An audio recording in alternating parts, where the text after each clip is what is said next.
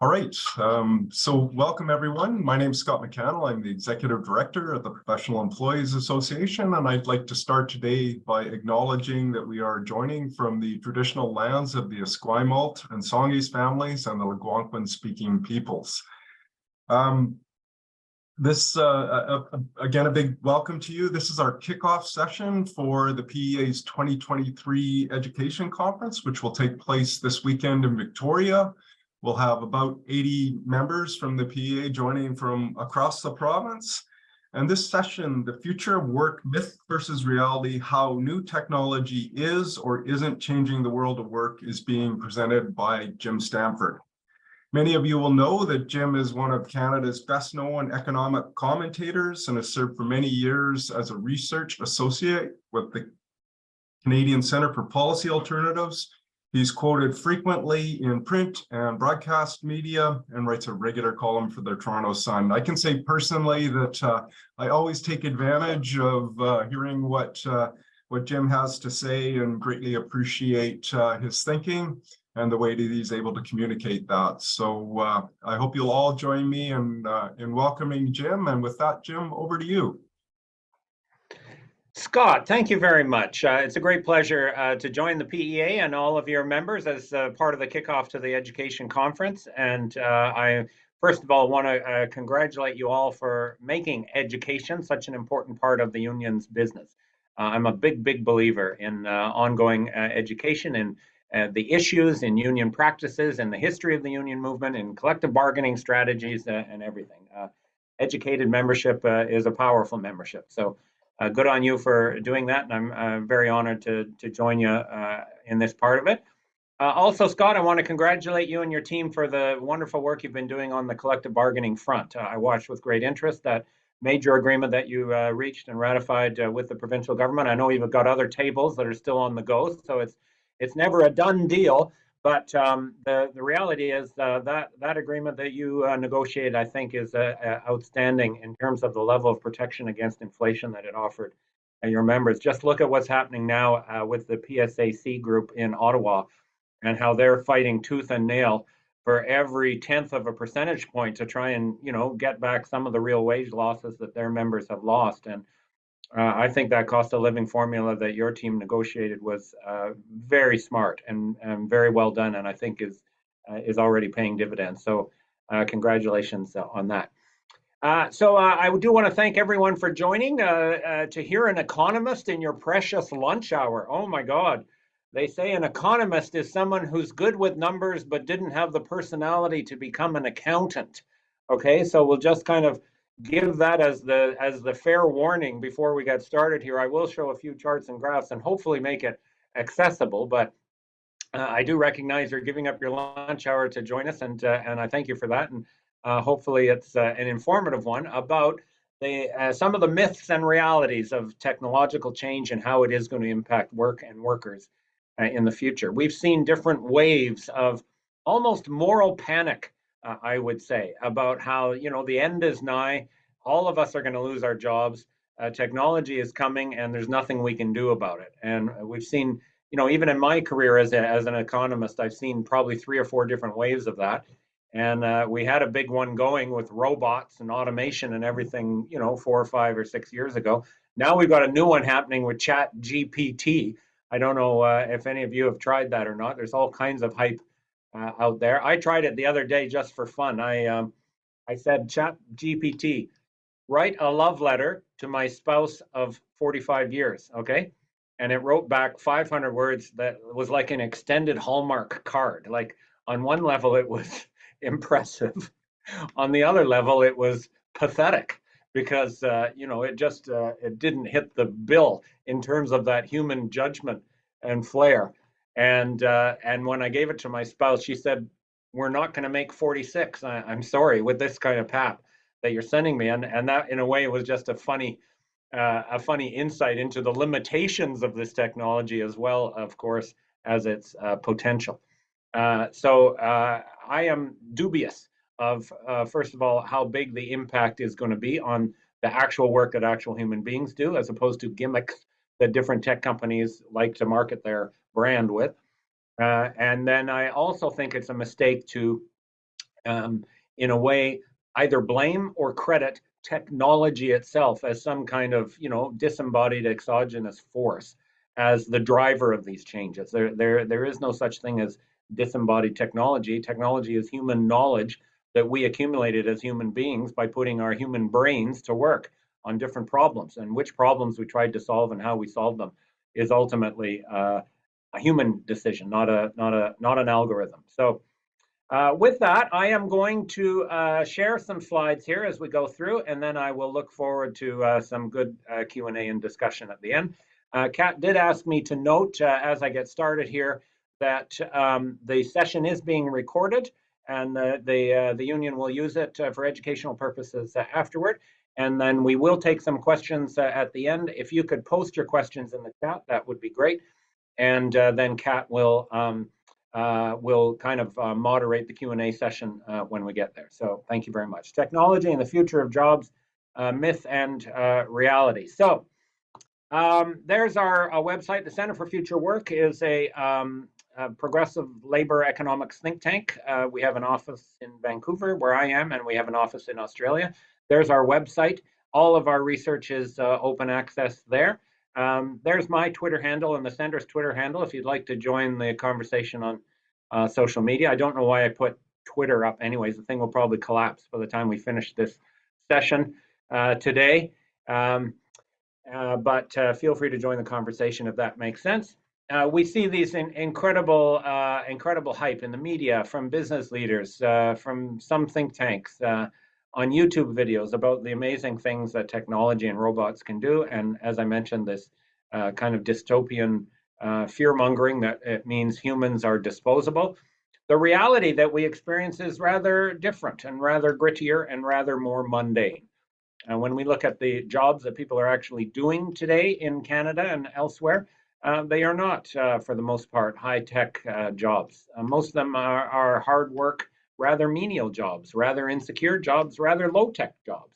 And it's incredibly ironic that what is often held out as the prototype of this brave new high-tech world are these gig platforms, these digital platforms, on-demand work, where poor people are hired to hop on a bicycle and deliver fast food cooked by other poor people to people at home who might be just a little less poor and therefore can afford the $10 Uber Eats fee.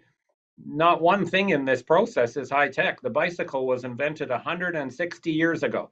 There is nothing high tech about a bicycle. And the fact that it's now a smartphone telling the person on the bike where to deliver the food hardly strikes me as a great innovation. And as I'll explain as we go through, the practices, the organization of work embodied in this business model is not new at all. It's back to the future, hundreds of years old. And the productivity and usefulness, dare I say, of the work that's being performed is also highly questionable. So big gap between the hype about technology and the reality. And is technology a savior? Is it going to usher in this brave new high-tech world, or is it a villain? Is it going to throw us all out of work?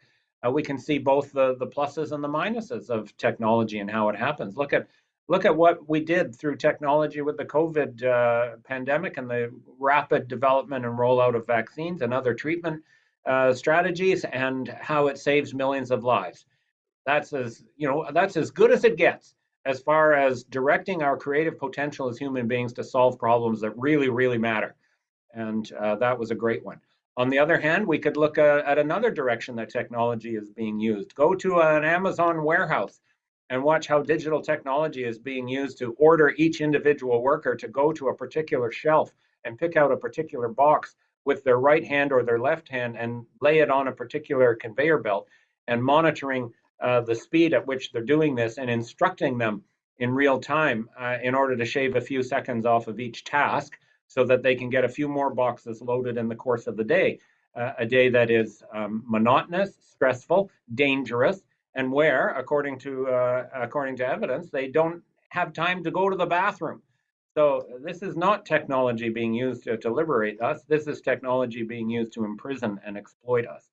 And it could be one or the other. Perhaps there's nothing inherent in technology itself that determines whether it's going to be good or bad. And the starting point of my approach to these things is to debunk the idea of technological determinism. This idea that, first of all, technology is a exogenous, uncontrollable force is wrong. Technology is ultimately human beings, human knowledge that we've accumulated by thinking about certain problems, trying to solve them, experimenting with them, developing them, refining those solutions, and then figuring out what else we can do better. The process of learning by doing is a central feature of economic development and human history, really. There's nothing preordained about technology. It is simply how we've investigated different questions and tried to get better at doing what we do. And the direction of technology isn't preordained either, because it all depends on what problems we're trying to solve. And those also are human decisions and human choices. Usually they're made by the people who have the money and the power to direct thinkers and scientists and developers in certain directions. Set the problems that are going to be solved by those people, and then make subsequent decisions over how their ideas are going to be implemented in practice. So this is, in a way, trying to put human beings back in the driver's seat of the technology bus.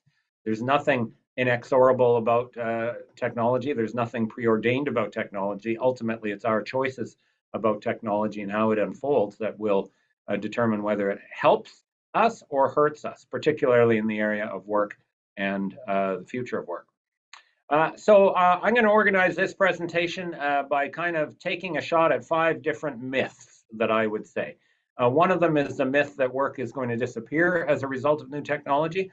That isn't happening. It has never happened in the past. It's not going to happen in the future, and it can't happen. The bottom line truth is that human labor, broadly defined, is the only thing that makes the economy function. And we saw that during the pandemic when people had to stay home. The economy stopped. So the reality is human labor applied in different ways, doing different tasks for sure as a result of technology, but human labor is still the engine of all economic activity. Secondly, I'm going to question whether, in fact, technology is even speeding up. We are told over and over again, high-tech, brave new world, incredible things happening. Just look at those videos, and lo and behold, it's not clear at the economic level, where the rubber meets the road in workplaces across Canada. It is not clear that the technology we use is actually advancing very quickly at all in fundamental economic terms. Third, I will argue that the major impact on work from new technology is not so much changing how we actually work and how we actually produce, but rather changing how we relate to each other in the course of our work, how we communicate, how work is organized, how work is directed, how work is compensated, how work is disciplined and supervised. And it's more in the realm of those relationships than the actual production process itself that we're seeing the good effects, but also the bad effects of modern digital technology. Fourth, I'm going to have a bit of a dive into the whole digital platform on-demand gig economy, which is often held out, as I said, as a prototype of where work is heading in the brave new world. And then finally, just repeat the kind of message that I've already given, that human choices, not algorithms, will determine the future of work. And we have to be prepared to seize control and make our voices heard in how those algorithms are designed and programmed and applied, and how the costs and benefits are shared. So let's go through that, and then I look forward to your questions at the end. First, this idea that workers are going to be replaced with machines. This has been a fear since the beginning of the Industrial Revolution. And the Luddites, of course, were the movement that tried to throw wrenches into the machines out of fear that their jobs would be disappeared. Now, there's no doubt individual jobs in particular work sites and particular occupations and particular industries can be disappeared as a result of robots and technology, and we have to have that concern front and center, and we have to protect and support those people as those transitions occur. But in the aggregate sense, there is no way that work can disappear. It's fundamentally economically impossible. The core relationship, the core process that we go through in all economic activity is to use our capacity to work, broadly defined, our capacity to use our physical strength, our brawn, to move things and do physical work, but also our capacity to think and conceptualize and ask questions and solve problems and communicate, our mental work. Our physical and mental work is the only thing that adds value to the resources that we extract from nature. Everything starts from nature, of course, and finally, economists are starting to understand how important nature is as an economic input. But from that point on, from the resources that we harvest, hopefully sustainably, to the end point of every good or service that is produced, value added consists of human beings using their physical and mental capacities to transform those resources into usable goods and services. And to imagine that this could happen without human beings is impossible. Now, what about using tools? Well, first of all, humans have always used tools. Okay, there's nothing new about using tools. In fact, there's nothing uniquely human about using tools. There's lots of animals, from chimpanzees using twigs to get ants out of a log, to beavers building enormous, humongous dams to support their productive activity. So there's nothing unique about tools, and we've always used tools, and now tools are becoming more sophisticated. But what does it mean to actually use a tool? All it means is that we've understood that works better with a tool than with our bare hands, and therefore we better make the tool first and then use the tool to produce what we need in the end. We didn't do the tool just for its own sake. Tools don't have value in and of themselves. I guess there's some men in our world who love to go to Canadian Tire on Saturday and just walk up and down the aisles looking at those power tools and how amazing they are. I guess they get some inherent satisfaction from tools. But in an economic sense, we use a tool to produce something else. And all that means is that our labor is still the driving force, but it happens in two stages. We use our labor and the natural resources that we harvest, and we produce a tool with it. That's step one. Then step two, we take that tool, we use some more labor and usually some more natural resources, some more raw materials, some more power, some more water, and then we produce the end product that we want. And it's still labor interacting with nature that drives the whole process. Machines cannot replace humans in any general sense. Machines can supplement the labor of humans and make us more productive and efficient than working with our bare hands, but machines cannot replace humans in any generic sense. And from the union movement's perspective, that means we have to reject the idea that workers are a disposable input. This is how we're often described. And I think that employers like to maximize this fear about the dystopian impacts of technological change to make us feel frightened. But we should remember, and again, the COVID pandemic proved this, we are the essential ingredient in all production, and nothing can happen without us. And that gives us a confidence and a power that we should understand and wield in order to get work better. So the reality is employers can use machinery to replace some particular direct jobs at the point of production, no doubt about it, and produce what they were producing before with less labor. But that doesn't mean humans are indispensable. First of all, there was the work required to produce the tools. Even a robot has to be designed, invented, developed, engineered, manufactured, installed, and maintained. That all requires human work. Secondly, every time we introduce a new technology through this learning by doing process, we usually figure out new stuff to do with it. And that creates new work down the road as a result of the new technology. So, smartphones were a convenient way of enhancing what sort of communication and computing we could do with a mobile device.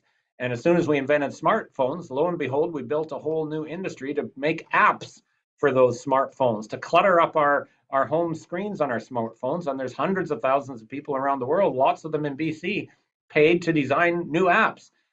They may not be very useful in our lives. Some of them are, some of them aren't. But it's a whole industry with lots of new work that only exists because of the previous invention of smartphones. So the spin-off, often unexpected or unpredicted impacts of technological change in stimulating new industries is an important factor to keep in mind. Third, even if we were more productive in a generic sense, and I'll show you evidence that suggests that might not be true, but even if we were able to produce more output with the same or less labor, one way to handle that without displacing labor is to actually increase how much we're producing. So a key source of economic growth has traditionally been productivity growth, and this is another way that we could absorb the labor. And or we could also work less. If technology allows us to produce what we were doing, but with less labor, we could actually make make a silk purse out of a sow's ear on that one and say, okay, let's all work a little bit less. That was a driving force behind the reductions in working hours that occurred from the Industrial Revolution, when people used to work 7 days a week, 12 hours a day, until roughly the 1970s, 1980s, when we got to a sort of standard 5-day, 40-hour work week. Unfortunately, that progress has pretty much stopped since the 1970s and 1980s. And there's new demands about a 4-day week and other ways of trying to shorten working hours that we should take up again. Because if technology is as productive as it's argued, it may not be, but if it was, one way we should capture some of the benefits from that is through shorter work. At any rate, through all of these different offsetting factors and cushions, there has been no visible negative impact on total employment from technological change in Canada at any point in history. You cannot point to an episode of mass technological unemployment. It's been feared and talked about for centuries, and it has never occurred. It is not going to occur now. This is not to say that there aren't certain jobs that will be disrupted. There will be. This is one of the graphs that I'll share with you at lunch. This one looks a bit messy, but it tells an important point. It plots the amount that businesses in Canada have been investing in machinery and equipment and computers and robots along the bottom, along the x-axis, as a share of GDP. And I'll argue later we're not investing enough, but this shows what we have invested at different times versus the annual growth in employment in Canada along the vertical axis, the y-axis. And the fact that the trend line is a weak trend, so it's not a strong relationship, but it's a trend, and it points up, okay, shows that it's generally a positive relationship. Generally, businesses investing more in machinery is good for job creation, not bad. And this has been the overall experience. It's not a guarantee. We should still have other measures to promote job creation, but the idea that investing more in machines automatically means less work, absolutely wrong. In practice, it's been the reverse. There are certainly some industries, longshore business is one of them, where new technologies like container ships have dramatically reduced the amount of labor directly there at production. So there's probably 1/10 as many people working in longshore work now as there were half a century ago, and they're shipping more work. So no doubt some jobs and occupations are going to be deeply affected, but the overall labor market and the overall demand for labor doesn't disappear. Okay, the second myth I want to challenge is this idea that technology is speeding up anyways. I'm not 100% sure. Yes, there are incredible gizmos. There are incredible apps. There's incredible videos on YouTube about what machines and robots can do. Okay, so this is a good one. Have you seen the one on YouTube that has robots that unpack and assemble an IKEA chair? Okay, so that's what's happening in this picture. Right from the get-go, they can undo the box, they can, disassemble everything, get all the pieces out, pick up the Allen key, and fit it all together. Amazing. Now, I mentioned earlier my spouse of 45 years. She saw that video, and after that video, she looked at me differently. It's kind of like, what do I even need that guy for after that? So, another way that technology is affecting my love life. But at any rate, this isn't happening. No one in Canada is using a robot to assemble an IKEA chair. IKEA's whole business model still depends on us klutzes doing it for free at home with an Allen key, which shows that, the fact that you can do something with technology doesn't mean you will do something with technology. And when it comes down to the where again in actual workplaces and actual industries in Canada, it's not clear that technology is speeding up at all. Capital spending, business capital spending on machinery and equipment and computers and assembly lines and automation and robots has been shrinking, not growing. We're getting less robots, not more. And in fact, I would argue we need more robots, not less. And labor productivity, which is a measure of how much we produce with each hour of work in terms of those real value added, the real goods and services we produce, labor productivity has been slowing. In fact, in Canada over the last year, it's shrunk. It's gone backwards, not forward, in part because of so many of those menial, low-tech, labor-intensive jobs that the economy has been creating. So in this regard, there's no sign at all of this big boom in labor-saving investment. occurring at the macroeconomic level. This graph shows what do businesses invest in Canada in innovation. The blue line is actual tangible machinery and equipment, including robots. The red line is intangible assets, such as intellectual property, computer code, pharmaceutical formulas, and other types of intangible research, which are also important. And the reality is business is doing less of both of them since about the turn of the century. Since about the year 2000, business investment in machinery equipment has fallen dramatically by about half. We're investing half as much as a share of GDP in machinery like robots as we used to. And this is a bad thing, not a good thing. This doesn't make our jobs more secure. It certainly doesn't improve our standard of living. It's a sign of flagging business interest in what business is supposed to do. We're always told that businesses are all about innovation and efficiency. It doesn't look like it. Compare what they're investing in other things to what they're investing in actual machinery, and you start to wonder if their priorities are misplaced. Even the intellectual property side has fallen significantly, not as dramatically, not by half, but fallen significantly since the turn of the century. And as a result of all that, Canada is fading among industrial countries in terms of our technological capacities. And again, this doesn't mean our jobs are secure in Canada, quite the opposite. Through most of the post-war era, Canada did a good job catching up with the United States and other industrial countries in Europe and Japan, and we were getting better and better at innovation activity. This graph shows business R&D spending as a share of GDP in Canada and in the OECD, the overall club of industrialized countries. Starting around the turn of the century again, something happened, and Canada's innovation efforts started failing while the rest of the world carried on. And we're now at risk of becoming a technological laggard rather than catching up. Another piece of evidence, debunking this idea that all the jobs of the future are going to be high-tech jobs and all the other jobs are going to be automated. This is the federal government's forecast of future job growth by major occupation group over the 10-year period. They haven't updated this since COVID. They need to update it, but I think the findings will be roughly the same.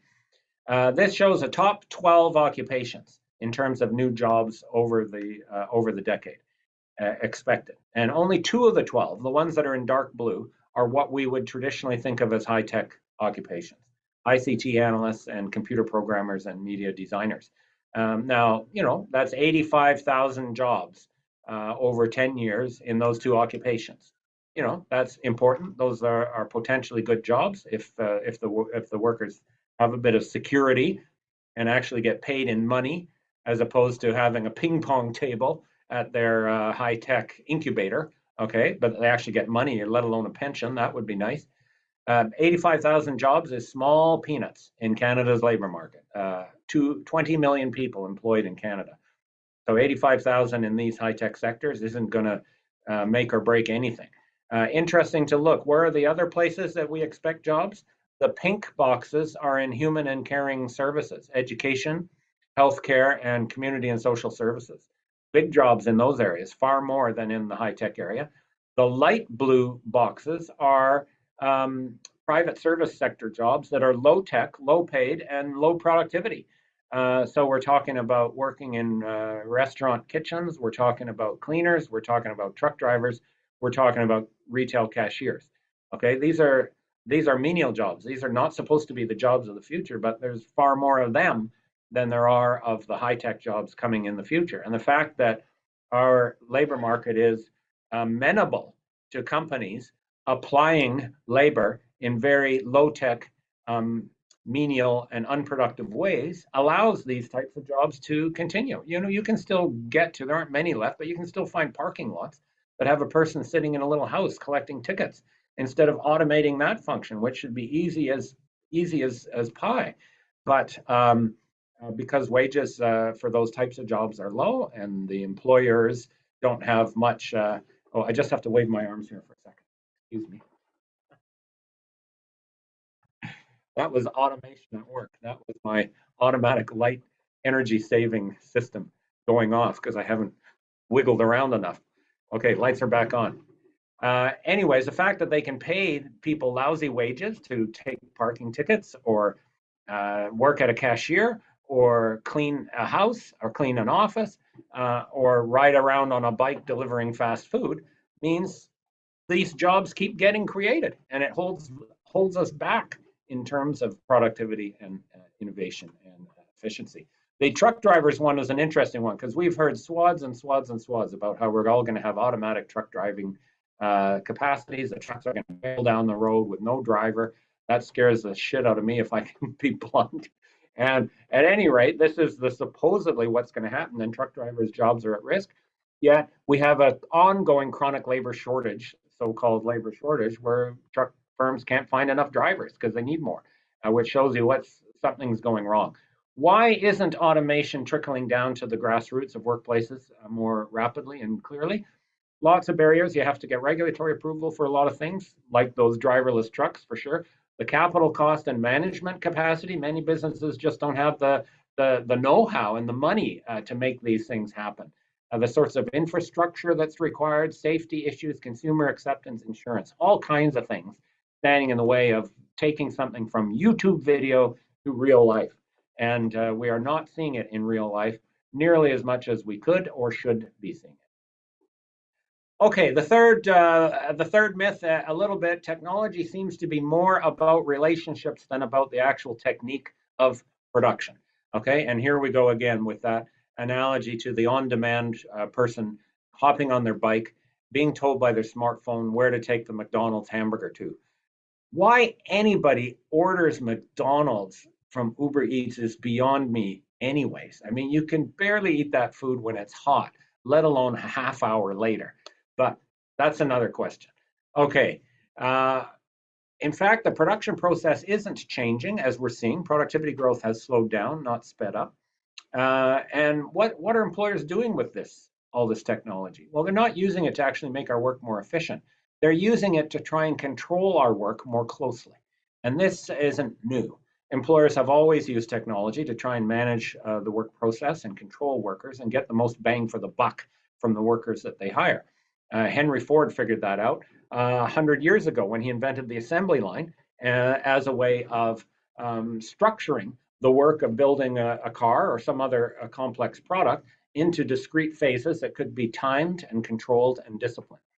And employers do it in all kinds of other ways. And the new digital technology is allowing employers lots of scope to use technology in terms of how they manage and coordinate the production process. Think about that Amazon warehouse and the digital tools telling the worker to put your arm up to level 3, a little bit to your right to pick that box.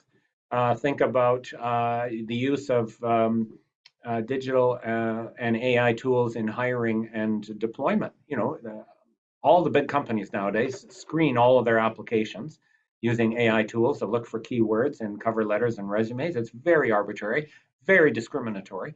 And again, just another way to sort of, use digital tools to try and pick the right worker from for the employer's perspective. And then especially supervising and intensifying work and even dismissing people. There are jobs, including those on-demand platform jobs, where you can be hired and fired by an app and never actually meet a human being. And in this way, I think that we're seeing how technology is changing jobs without really changing work.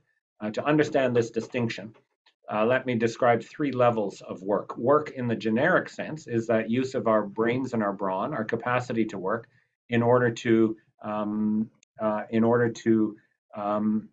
produce useful goods and services. That's generic, and it's always there, and we've always done it. In our economy today, most paid work takes a particular form of what we call employment or wage labor, where you're doing the work for someone else under their direction. They own what you produce, and then you get some kind of compensation in return for your efforts. That could be a wage, it could be a salary, it could be commission, it could be tips. In the case of on-demand work, it could be the little share of the Uber fare that the driver gets to keep. Either way, any of those ways, you're getting compensated by someone else to do their work for them. And this is the dominant form. It's not the only form of work in our economy. We still have other forms of work, including self-employment, including unpaid work that goes on at home. But in the paid sector of the economy, this is the dominant form. Then think about a job as being a particular envelope, if you like, or a particular box in which we manage and organize employment. What are the terms of employment? What are the hours that you work? What are the expectations? How is it supervised? How are you hired? How are you fired? So that particular structure of organizing employment as a job, and jobs are being changed by technology, mostly through the relationships and the power balances and the lines of control, rather than through actual changes in how we work and what we actually produce. And employers are using technology to change jobs in many cases for the worse, to make them more intense, give them less leeway, to make them less secure by using technology to match employment at particular times in particular places with the needs of the employer. And understanding these differences, understanding how technology interacts with power structures in a workplace is very important, in part to help us understand it isn't technology that is our concern, it's the boss's power to dictate how work occurs and how we're paid for it that is our concern, and that's different. So think about, again, Amazon. This is Amazon using one of the on-demand technologies. This is the Amazon Flex system, where they hire basically people who are like Uber drivers to work delivering a package, and they get paid a piece rate for each package. Is this the guy you want coming to your house with the package that you ordered on Amazon, compared to a waged, unionized worker with Canada Post or Purolator or UPS, who's doing it in a more traditional employment relationship? Is this good? Is this innovation? Is this progress? I'm not sure, especially because they don't have the post office, they don't have the access into buildings. If you live in any kind of apartment or whatever, this guy can't get in. So either he leaves the package at your door, right, when it may or may not be there when you get home, or else, worse yet, you have to give him your phone number and have him phone you, or someone in your family to say, I'm here with the package. I think a whole side issue, a sleeper issue, if you like, to this problem of digital surveillance and digital organization is the impact on supervision and monitoring and discipline that we're seeing from workplaces that are using digital technology to intensify and supervise work. Technology has made it easier for bosses to use the stick rather than the carrot. Okay, and the fact that they can follow you everywhere you go on closed circuit TV, and they've got GPS chips in your ID card, so they know how long you spent in the bathroom. They can monitor your work pace through keystroke counters or devices at retail grocery stores that capture how fast you're scanning things as a cashier, to even webcams if you have a work at home situation, to see if you're actually paying attention or are you playing a game. These are all things that are, first of all, offensive to the privacy and dignity of work. But secondly, they're dangerous, including to health and safety with repetitive strain issues, but also dangerous economically. When employers can rely on cheap, digital, omnipresent technology to survey and discipline and speed up your work, that means they're less likely to use the carrot, that is to say, higher wages and better jobs, as a way of eliciting effort and eliciting loyalty and retention. And I think that this misuse of digital technology to intensify work is a big downside to the technology that we're facing. Okay, the fourth risk, or the fourth myth I want to bust a bit, is this idea that the gig economy is this great big new shiny invention that Uber and others came up with, and that's why the old-fashioned rules like paying a minimum wage just don't apply, because this is innovation. Let's talk about whether the gig economy is new and what are the actual things that make the gig economy new. Number one, that it's an on-demand or on-call structure. You aren't hired on a permanent basis. You're just hired for each individual task. If there's no task, there's no work. Number two, you aren't paid a wage or a salary. You're paid for each one of those tasks, a piecework model of compensation. Number three, the worker has to supply the capital equipment in the place of work. That could be as simple as the bicycle and the smartphone for someone delivering Uber Eats. It could be more complicated equipment in other roles. Number four, there's a triangular relationship, a three-way game going on between the worker, the end user of the worker's services. Okay, that could be a consumer if you're delivering them fast food. It could be another business if you're Amazon hiring someone to deliver those packages. Then there's a middleman, if you like, or an intermediary that matches the worker with the end user and creams off some of the surplus from the transaction. That's another feature of this model. Fifth, because it's the gig economy and it's new, we have to have some assumption of digital mediation. That is to say, you're using some kind of digital technology to manage the process and communicate between the worker and tell them where to go and what fast food to pick up and where to bring it. Well, whoopee doodle. Everyone uses digital mediation in their jobs these days. Nobody does a job without text messages or email or websites. So forgive me for not jumping on board saying, well, oh, you use digital communication. Therefore, of course, you don't have to pay a minimum wage. That was old fashioned. Not so. All of those features of on-demand gig work today have been around for donkey's years, centuries, in fact. Homework, this idea where the worker supplies the equipment. Go to the what was called the putting out system or the cottage system in early days of the Industrial Revolution in Europe.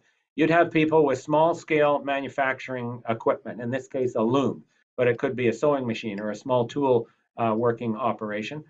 They would go to their boss, who was a merchant capitalist, pick up the raw materials, take them home, add value, make clothes or shoes or housewares out of them, take the finished product back, get paid, and then wait for their next gig.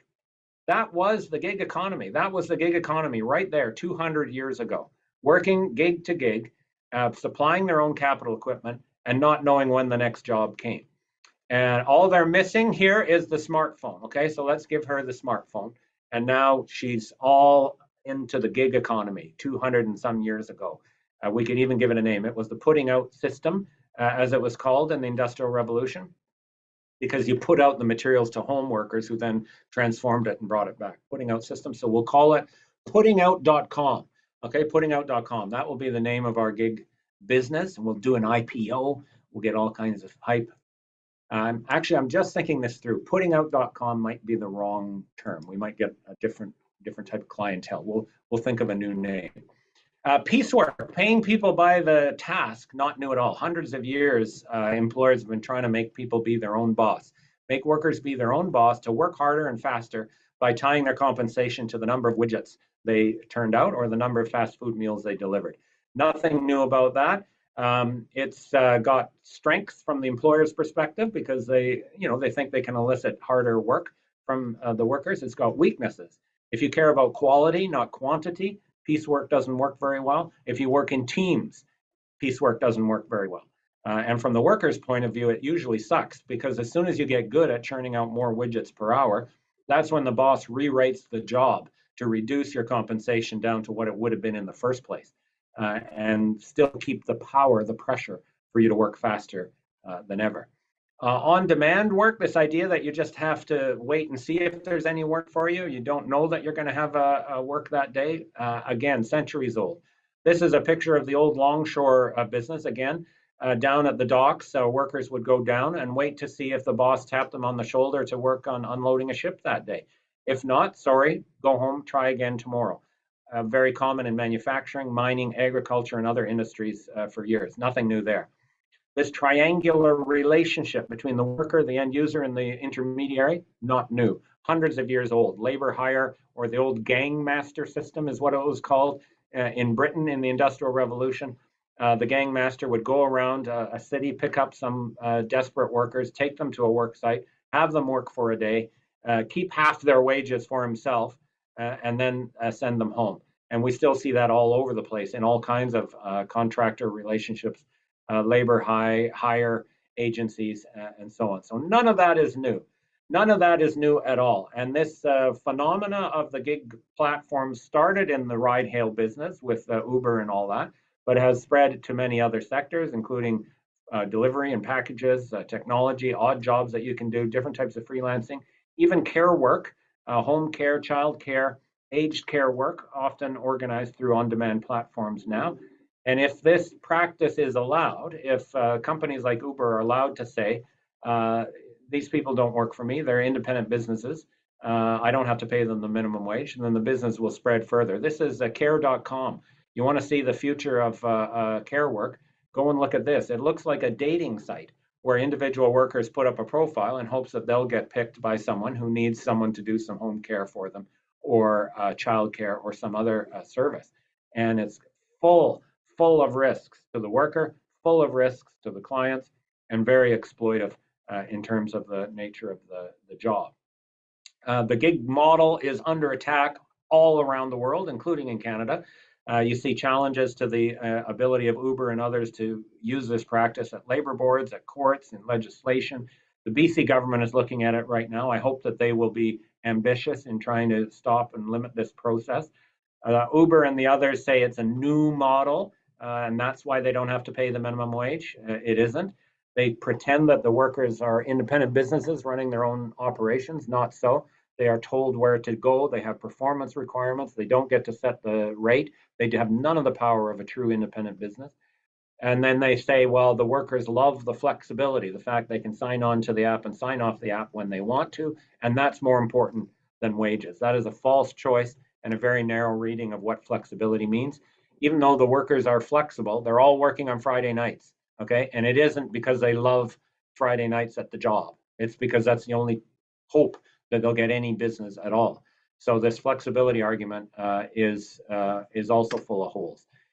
There's lots of proposals out there that have been made, some by Uber themselves, on how to improve this practice. They've proposed a so-called minimum wage, but only for engaged time. That's a total masquerade. That means all the time you spend waiting for the next job is free, and that's the key source of the problem. And they've got other kind of symbolic token offers that they've made about union representation and benefits funds and all kinds of stuff that are just about trying to forestall true reform. Ultimately, we have to keep pushing through labor boards, through unionization, through legislative change to make sure that these practices are limited. The good side is Uber may collapse before any of that happens anyways, because the company has never made money. Despite this exploitive labor model, they've never made money. $32 billion US in accumulated losses and growing. And depending on what happens with interest rates and the financial stability that we're facing, Uber could go under before we have to do this. Okay, my last main point here is about trying to put technology in its place. And again, challenge fundamentally this idea that technology itself and the algorithms embedded in technology are driving the future of work. And really, you know, we knew from the Luddites it didn't work to try and stop technology, so we shouldn't bother trying. We should just accept the fact. And this is an analogy that I hope some of you in the audience are old enough like me to recognize. This is from the Terminator movies with Arnold Schwarzenegger, where robots fell from the sky and tried to take over. And we are not in Terminator, okay? The robots don't have minds of their own, and the robots are not in charge. Human beings are in charge. And the question we should ask is which human beings are in charge and how are they making their decisions about whether technology is used for good or used for evil? Every technological application has human fingerprints all over it in terms of what problem was being targeted with the innovative process, who had the money to direct the engineers and scientists and inventors to try and solve that process, and then how are the costs and benefits of that process going to be shared when it's implemented. Those human beings in charge, in many cases the wrong human beings, like Elon Musk.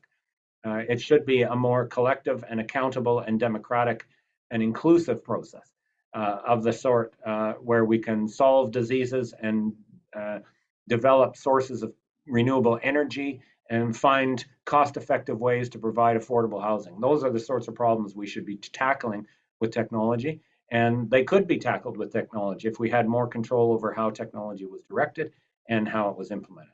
The future of work can be a great future of work, and technology could enhance it, but only if we've got awareness of the power struggles that go on behind technology and the capacity to organize and defend our interests in those power struggles so that our jobs can be made better by technology instead of being made worse or even eliminated. And that is, as a trade union that represents high-skill professional workers in many high-tech applications and occupations, this should be front of mind on your bargaining agenda. How do we get advance notice of technology? How do we have a say? How do we get the power to negotiate technological change? How do we get to protect job security and wages and benefits as technology unrolls. That is core union business. And I'm really proud that the PEA is helping to take on that challenge with your agenda and your education work.